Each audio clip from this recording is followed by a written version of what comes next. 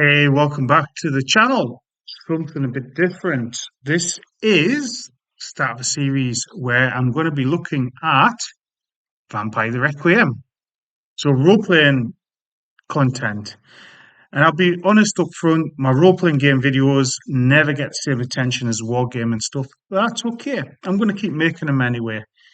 And this stuff is pretty far out there if you just use the Dungeons and Dragons as well.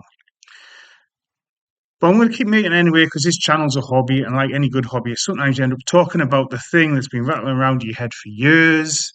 And yeah, if I'm excited to do something, my opinion is always follow your muse. The other thing is this: I know my production values don't hit the same notes that role playing game production value videos do anyway. So what I do have is a depth of knowledge and a depth of understanding and some interesting opinions on Requiem as a setting. So hopefully, you know what, if you're interested, watch along.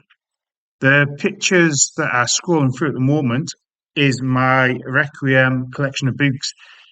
I once had all the Requiem books and all the World of Darkness books and all the Vampire books. And when it looked like I wasn't going to do Vampire again or had no interest in Vampire, I got rid of them all. Um, that was a mistake. I've been collecting them back. So these are the books I have at the moment that I'll be talking about. Hopefully, we'll collect them all like a good Pokemon collector and talk about them all. But anyway, why this series? So, series called Requiem Reviewed, a new series where I'm going to go book by book through Vampire the Requiem, talking about what it did right, what it struggled with, and why even now it deserves more love than it gets. As I said, I've got 18 of the books so far. Go pick up the rest as it goes along. I just want to be talking to one fan, talking to others about a game line that dared to change things. And that's understanding Requiem and what it did. You have to understand White Wolf. And I think Requiem was the right system at the wrong time.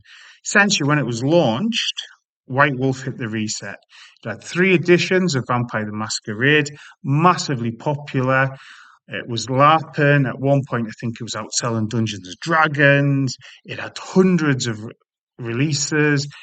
You at one point you would get like two, three vampire books a month, it felt like, and it was certainly an exciting time to be a fan.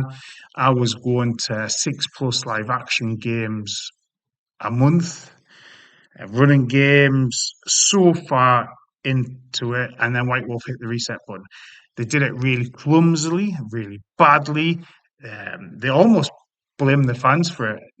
They did sue their own fan club. That's never a good thing. And they didn't know where to take it. They'd pretty much written everything they could write at that time about the clans and stuff. So the reset allowed them to publish some new materials. But like I say, they garnered so much bad blood at the time, they lost a whole raft of players. And what Masquerade had was a massive meta plot, and they handed us a smaller, tighter, more intimate vampire experience. You also went from having all the background you could ever want to a handful of books at the start, which barely scratched the surface. And because it didn't come with all the background and stuff, it wasn't about Gehenna or Methuselah's. It was about you, your hunger, your choices, your descent. People who've been used to that kind of meta plot and big politics, you know what? Didn't really gel with it as much as I can. Now, if you want a game which is focused and centered on vampires, Requiem is the game. So, what's worth talking about? What it gave us was brilliant. Blood potency, covenants instead of sects, and a morality system that actually made you think about who your character was becoming, because it didn't explode with the same pop culture bang as Masquerade. Masquerade in the late 90s, you had movies like Blade, Underworld, it was Buffy. You can't underestimate the impact that Buffy the Vampire Slayer had on vampire roleplaying.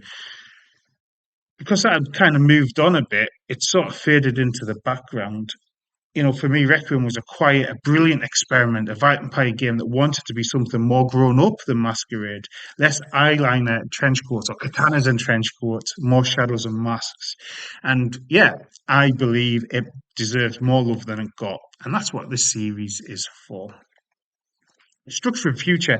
So each video will focus on one book, what it added to the line, what worked, what it didn't. This is really interesting because we're coming from the first book and seeing the creative choices that White Wolf made at different times. So maybe thinking about how that pulls together. Some are dense tones full of flavour, others feel like missed chances. And I'll be honest about both. You know what? I've got no skin in the game. I'm not getting sponsored by White Wolf. I'm not doing these videos to tap into like massive viewers. As I said, that's a hobby. So you're going to get some real interesting and open and honest opinions. Like pretty much like I do in all my videos, to be honest. But there you go. We'll talk mechanics, themes, bloodlines, disciplines, clans, covenants, weird supplements, um, and maybe even look at the industry role-playing game publishing at the time. Uh, and then we kind of got into the Chronicles of Darkness stuff, which kind of the second edition. Now, I was kind of out of it by then, so my kind of knowledge of that stuff's a bit lesser, but I will kind of dig into that with you as well. But the other thing I'm looking forward to doing is spinning off into the world of darkness. This Requiem line came with the book, also came with World of Darkness book, so all the sort of mechanics, core mechanics were in there, and then you had the vampire book, the mage book, the werewolf book, which kind of really focused on those.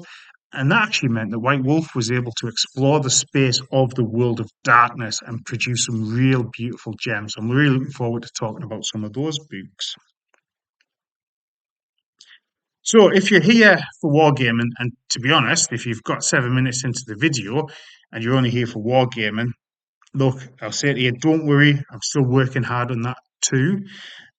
You're not being abandoned for a blood soaked coffin. I've got at least a couple of months worth of wargaming stuff pre-recorded, ready to drop. I'm going to be dropping these videos probably on a Wednesday, called World of Darkness Wednesday. But yeah, if you have ever been curious about Requiem or one of the weird few that already loved it and stuck with it, stick around. There'll be plenty of stuff to get your fangs into. Maybe you're a Masquerade fan and a new Masquerade fan, and you want to know what the side quest of Requiem was all about. Jump in. Let's explore a game line that took big risks and for me certainly left a big impression, even if it didn't win the popularity contest. Like I say, these videos will be coming out on Wednesdays. You know what? I'll use my YouTuber joke. Do what the werewolf YouTuber subscriber asked you to do. Like and subscribe.